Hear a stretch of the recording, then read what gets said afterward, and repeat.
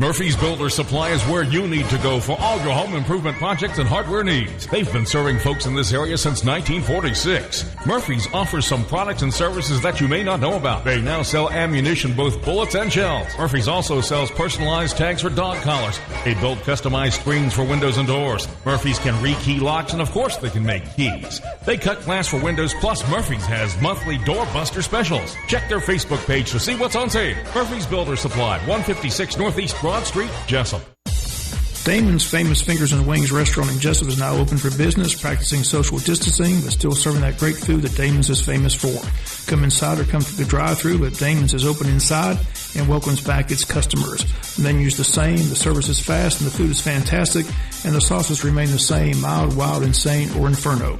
The number is the same, 588-WING, 588-9464. Damon's Restaurant on West Cherry Street in Jessup. Dining room now open for business. Come on in and enjoy a great meal today. World famous Butch and Bob Show on WIFO at 8 o'clock, brought to you by Murphy Builder Supply, Damon's Famous Fingers and Wings, and our new sponsor, First Southern Bank. Good morning, Bob. Good morning. We got a couple of guests in the studios, and we got another guest in the ring. You got Screven Mayor Jason Weaver's going to come and join us in about 20 minutes, talk about what took place in Screven this weekend with that train derailment. But right now we're focusing on the election. Tomorrow is primary day in the state of Georgia. A lot of people have a lot of interest in the local races here, especially the sheriff's race. Got the Chief Registrar, Susan Nash, and Probate Judge Tammy Thornton, who oversees the election tomorrow. And, Tim, I'm going to just start with you. When people go to the polls tomorrow from 7 to 7 with the social distancing and everything in place, what will they see? Will the people in the polling places be wearing masks? You want people to wear a mask? Tell us what all is going to take place and what all is expected tomorrow during the voting process. Yes, the poll workers will all wear masks and gloves if they want to. Those have to be changed out real often, so I'm not sure if they'll do that. They'll wipe down the machines between the voters. They'll make sure that everyone is practicing social distancing with the 6 feet apart.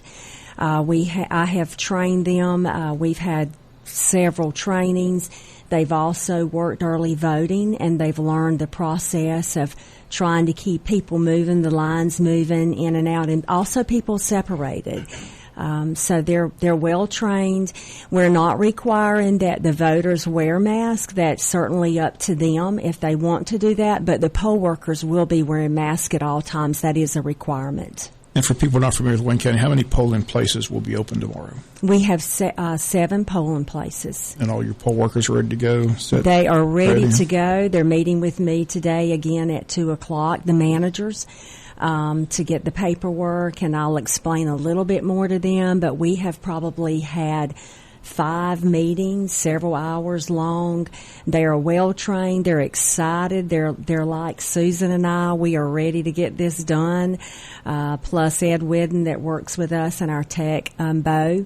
We've all put in a lot of long hours, working weekends, nights, just trying to get the job done.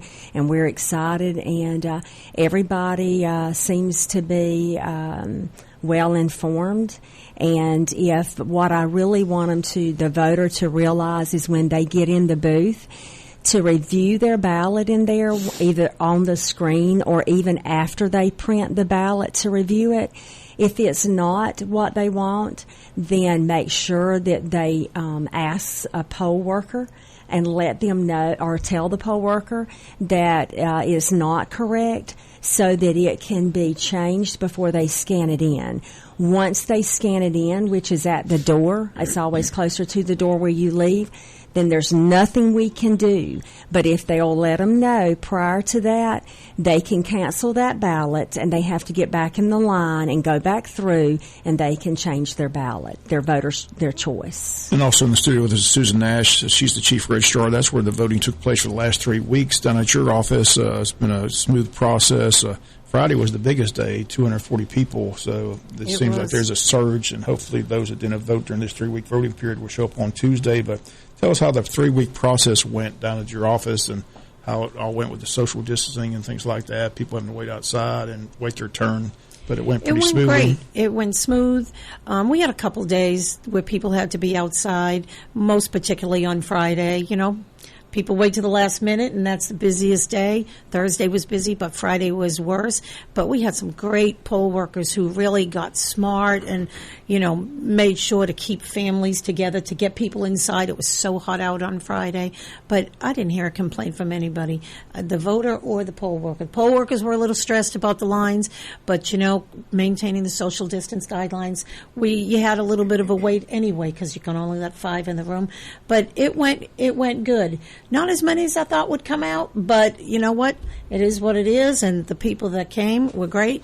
We've had a lot of phone calls about people wanting to vote at the polls. How did they vote at the polls? What if they got an absentee ballot?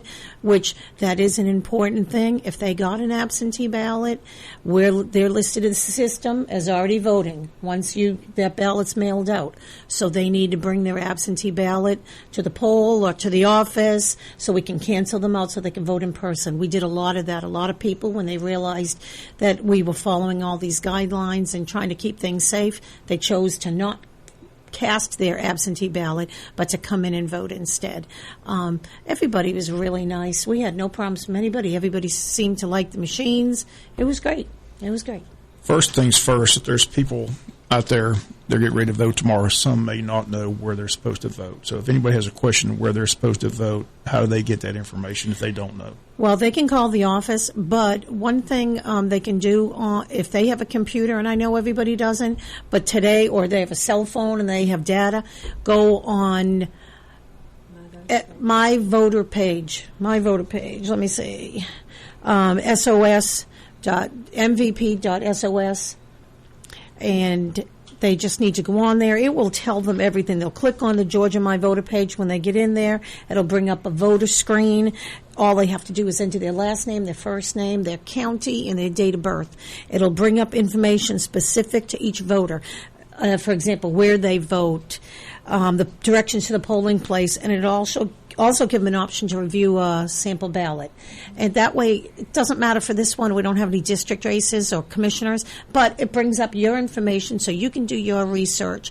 Also, a new thing that they've added, and maybe it was here before, but I'm not sure of it, the Secretary of State's office has updated the My Voter page, and they did an upload on Saturday. They did one last night at 11 o'clock, and they'll do one today. And everybody who voted absentee ballot, information should be in there. They should be able to go in there. They should be able to, the same exact My Voter page, and it'll say the election name, the type of the election. It will say the date their absentee ballot was requested, the date it was issued, and the date it was qualified, and it'll say absentee ballot accepted. So that way they won't have to call me necessarily. They'll be able to look and make sure. So if they have any questions and they think they need to go to the polls, and honestly, we've been doing absentee ballots for a long time right now. We have some people that come in to vote.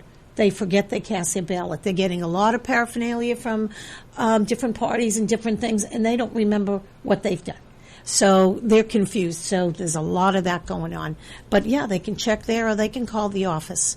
Now, it looks like the procedure there, when I went through, is pretty much not identical, but very similar to the old procedure, except you have a paper ballot that's scanned as opposed to the card that you used to go click that's and right. Pull that out in hand. But you have the touch screen, and instead of the card, just the scanned paper. Yes, Jonathan. It's very, that is the it's official very ballot similar. Scanned paper, right? Yes, it is. It is. That's the special election paper. It's very similar. The only other difference is when you come in, you don't have to fill out your own form anymore.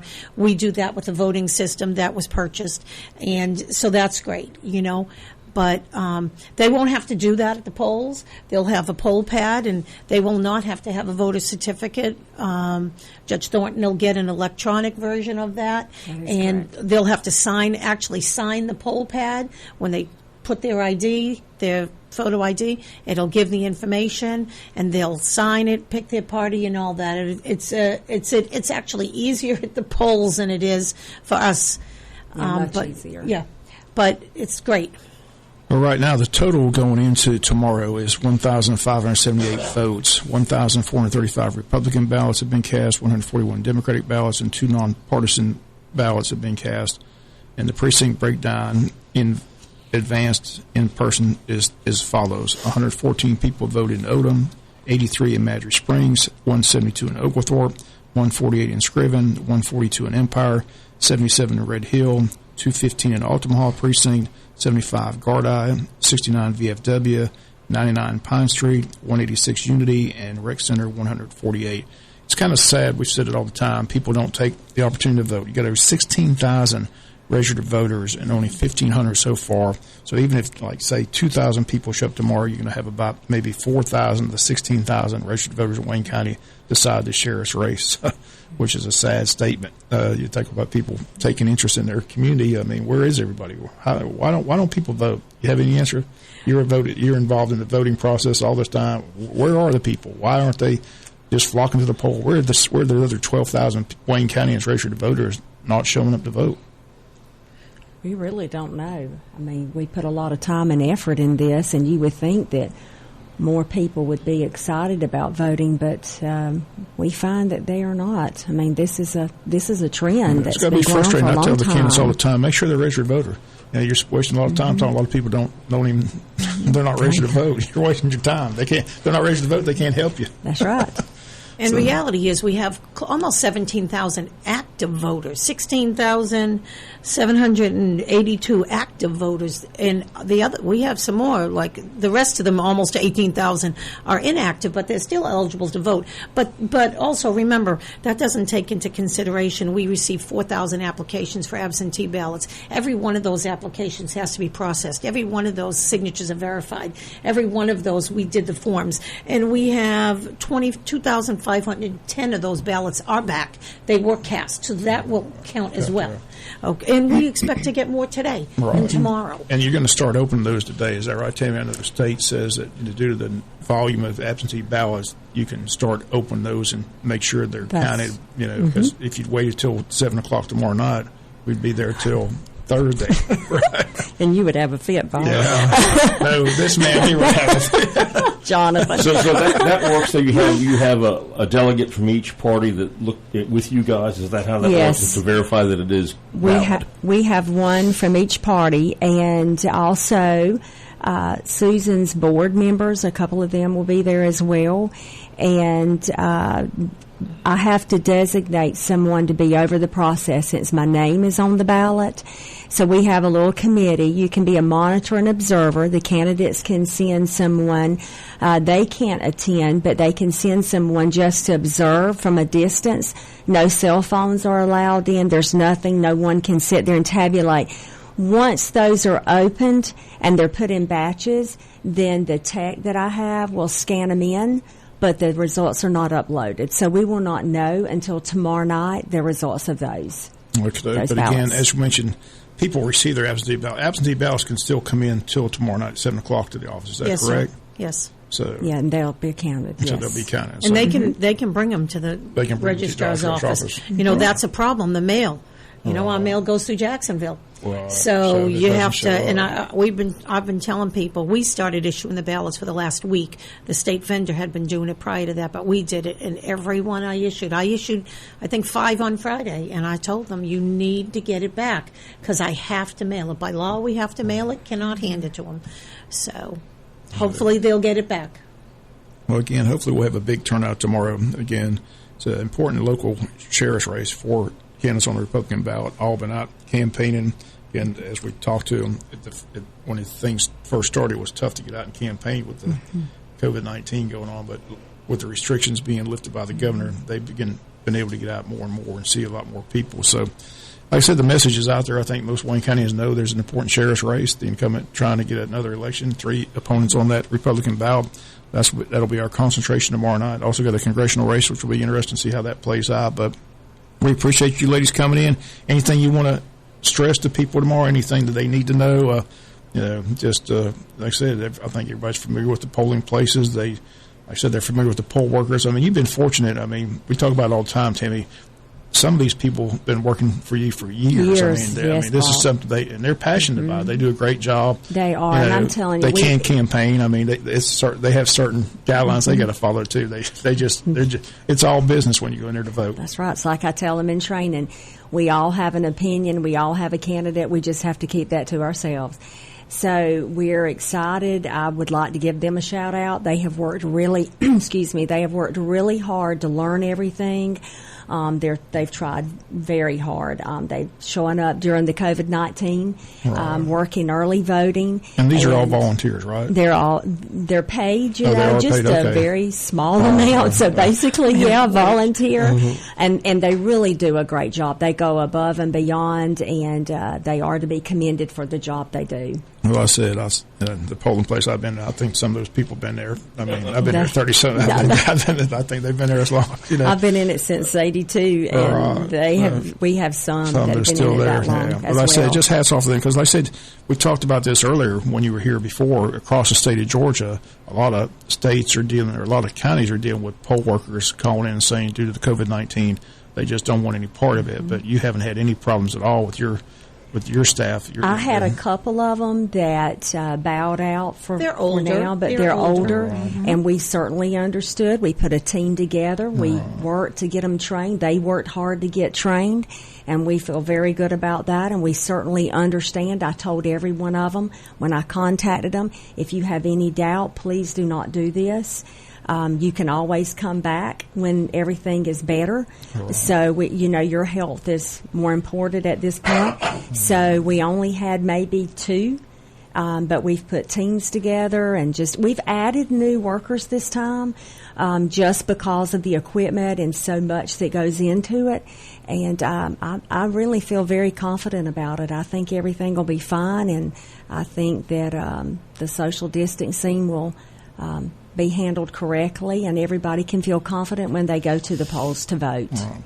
And the poll workers are phenomenal, and I say that after 3 weeks. I could not do what we did for 3 weeks without them. Mm-hmm. Tammy allowed them to come through, and they actually had on-the-job training, per se, which was wonderful, because you don't know what to expect with the new machines. Right. So there were a lot of little scenarios, little things that happened, and they were there to see it and learn how to take care of it so when it happens at the polls. But they were wonderful. There wasn't one that didn't do their job or go above and beyond. What is in a rough number, how much does it cost to do an election like this?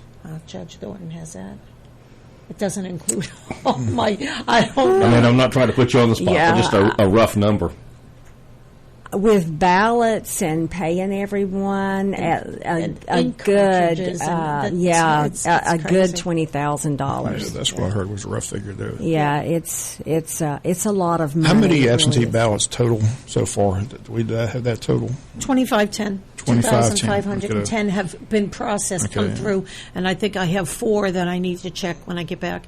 Besides that, that's it for now. Out of the 4,000, and actually I'm shocked that there's that many. I mean, 4,000 is a lot. It's a lot of ballots.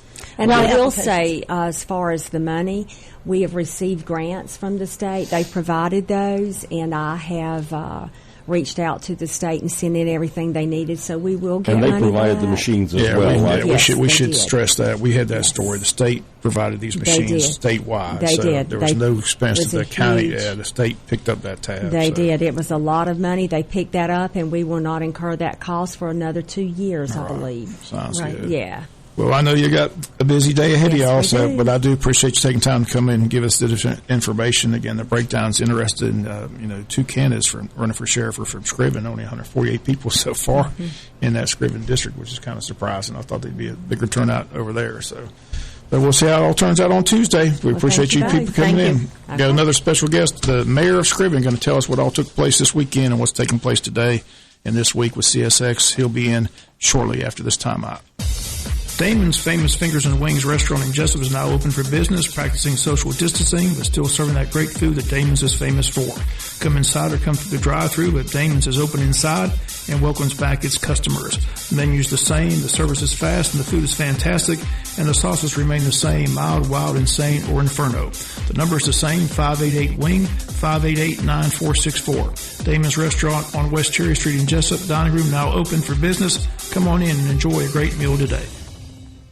Murphy's Builder Supply is where you need to go for all your home improvement projects and hardware needs. They've been serving folks in this area since 1946. Murphy's offers some products and services that you may not know about. They now sell ammunition, both bullets and shells. Murphy's also sells personalized tags for dog collars. They build customized screens for windows and doors. Murphy's can rekey locks, and of course they can make keys. They cut glass for windows, plus Murphy's has monthly doorbuster specials. Check their Facebook page to see what's on sale. Murphy's Builder Supply, 156 Northeast Broad Street, Jessup.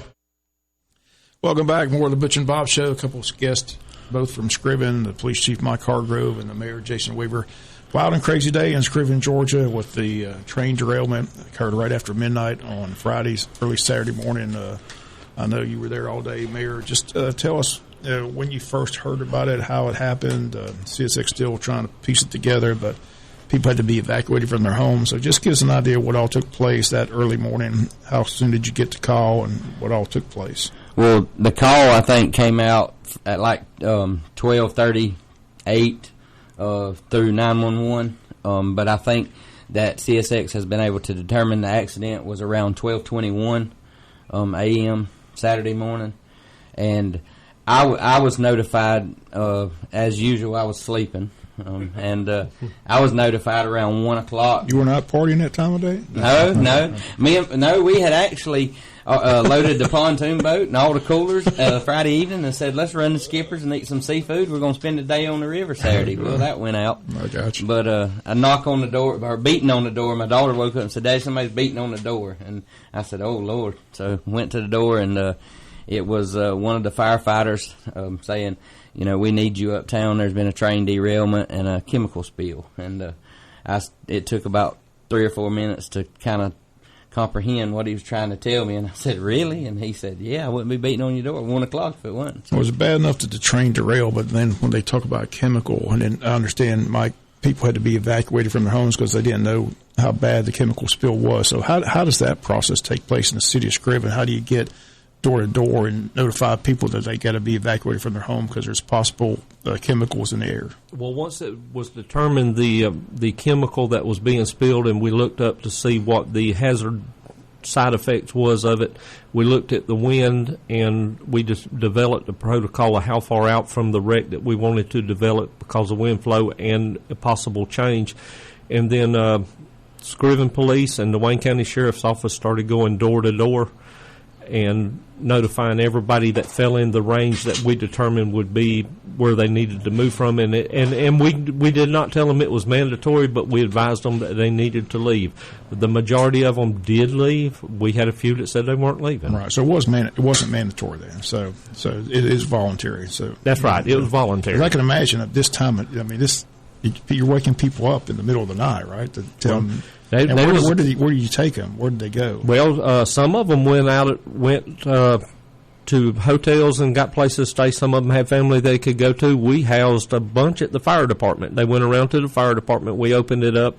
They were allowed to go in there. Now, there was no area for them to sleep in there unless they brought a sleeping bag and wanted to sleep on the concrete. But we opened the fire department up for them to go in there. Okay, and at this point, CSX still investigating. So, who all shows up when you have a train?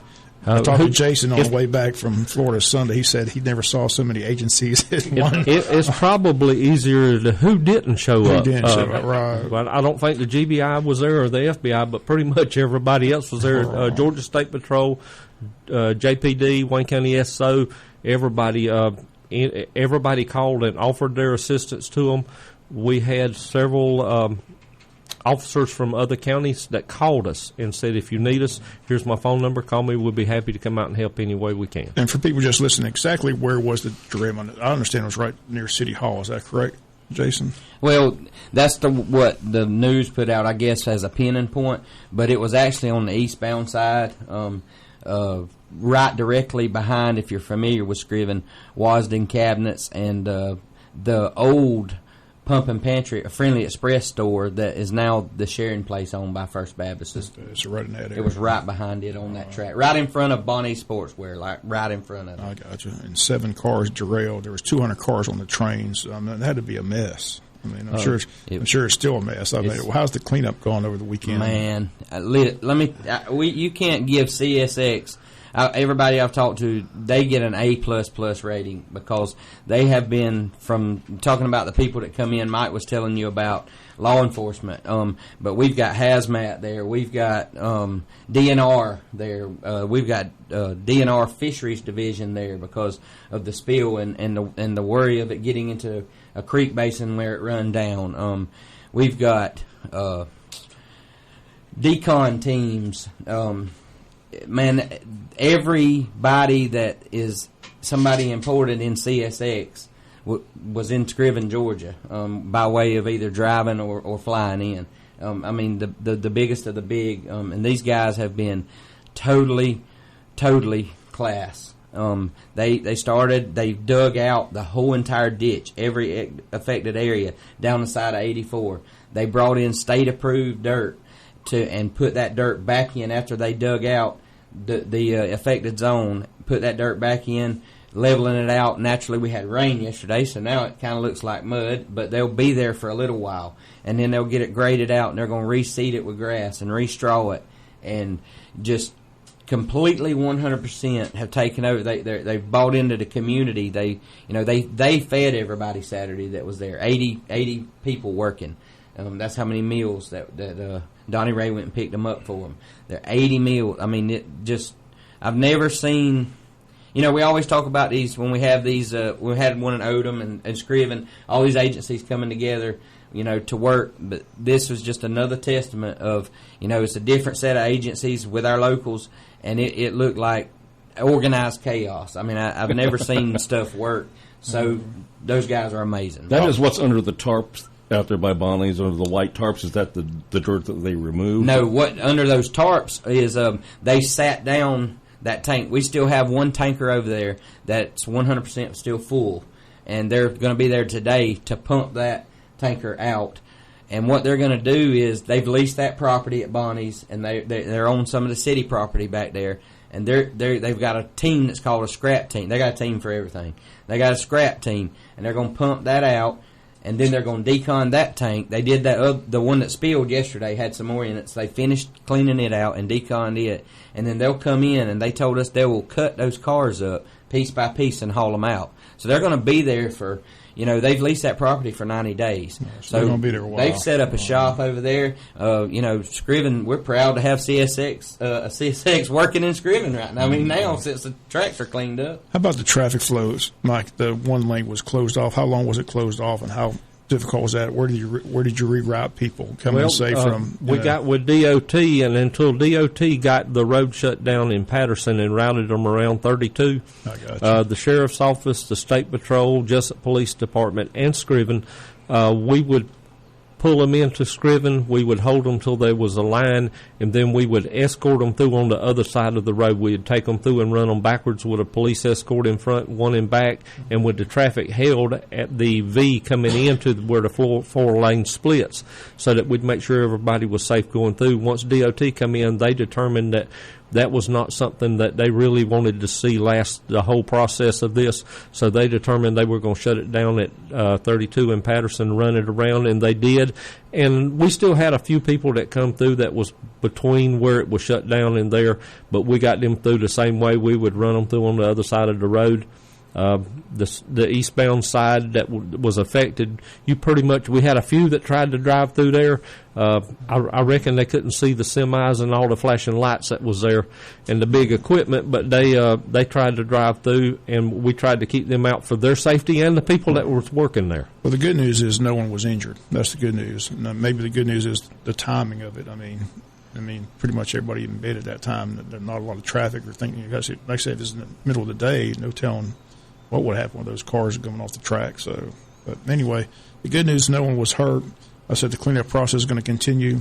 All the people have been able to go back to their homes. Is that correct? That's correct. They went back within about a couple hours, 2.5, 3 hours from the time we went and evacuated. It was, and every CSX guy I've talked to, they've called from, all from the top, the ones that were there. Our government relations representative for CSX has called.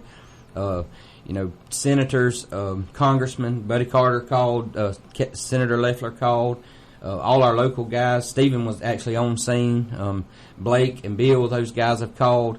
governor's office called. They're the one thing that every one of them, and I don't know how the word got out, and we want to make sure that people understand is if it wasn't for our fire department, our volunteer fire department, we could have had it could have been worse than it was. But they were immediately on the scene, and after Luke, I don't know if his actual title, but firefighter Baker and Jessup, when Jessup responded, he pulled all the placards and got all the information for what we needed to do, and we started pumping water, and we pumped around 1,000 gallons a minute of water on it for 4.5 hours to dilute it. And had we not, that's why they were able to return home, because we killed the cloud that was going.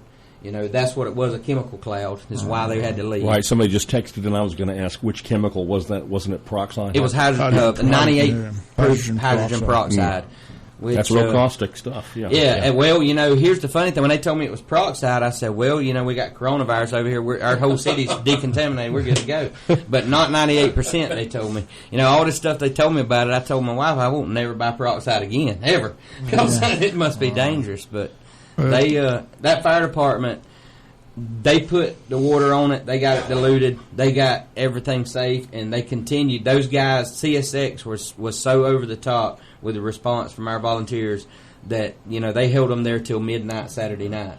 The only thing you need to do now is you need to call TOC and tell them it's Screven, Georgia, not Screven County. I did notice that. They put they in the live report they say City of Screven, Georgia, and then on the write-up they put Screven County, Georgia. Right, yeah. So, we appreciate you coming in, filling everybody up to date, or bringing us up to date. Again, just glad nobody was hurt, and glad everybody's been returned back to their home. And again, hopefully CSX will be able to clean that up and get what about the train itself? Are any trains able to go through that area now, or is it all closed They up? opened the trains at 4 o'clock the next afternoon, Saturday afternoon. So the trains are still The tracks were rebuilt.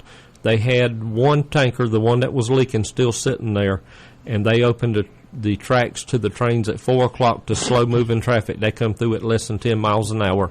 And by the time they got ready to move the train car that was leaking in, they had pulled everything out. There had been 5 trains through there at that point in time. 16 hours they run the first train by, which was amazing. I mean, impressive. That's why I said there was 80 meals and there was 80 guys rebuilding that track. I want to give kudos to everybody that was there. He mentioned Screven Volunteer Department, and I do want to tell them guys again we appreciate everything they did, because not only did they keep the cloud down, they went in when they were cutting on that tank car, and they knew the risk to it, and we had some that went in with fire hoses to protect the guys that was there and to keep water going on it to keep it cool. I can't name everybody that was there, but everybody that sent somebody, we appreciate everything that was done, because it took everybody as a team to make it work like it worked. I imagine it did. But again, we appreciate you guys coming in. Like I said, glad no one was injured, but it was a interesting morning, early Saturday at Screven, Georgia, for sure. It's like that head boss told me, Bob, from CSX, the top of the top. He said, ain't nobody above him. And he said, I'm sorry for tearing up your town. I said, oh, man, he don't know me, I said, oh, man, it's all right. Things happen. And he looked me dead in the eye and said, no, sir, it don't happen. And I said, yes, sir. I understood exactly what he meant.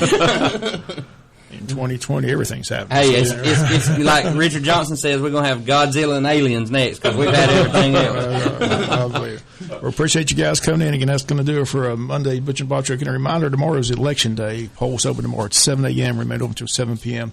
And a reminder, again, we'll be your election headquarters tomorrow night. Have all those results for you tomorrow here on the Big Dog 105.5. Have a great day. Butch and Bob Show on WIFO, brought to you by Murphy Builder Supply, Damon's Famous Fingers and Wings, and a new sponsor, First Southern Bank. Good morning, 8:33 on this Monday morning. In the wake of the COVID-19 pandemic, it is important not to put your health care on hold.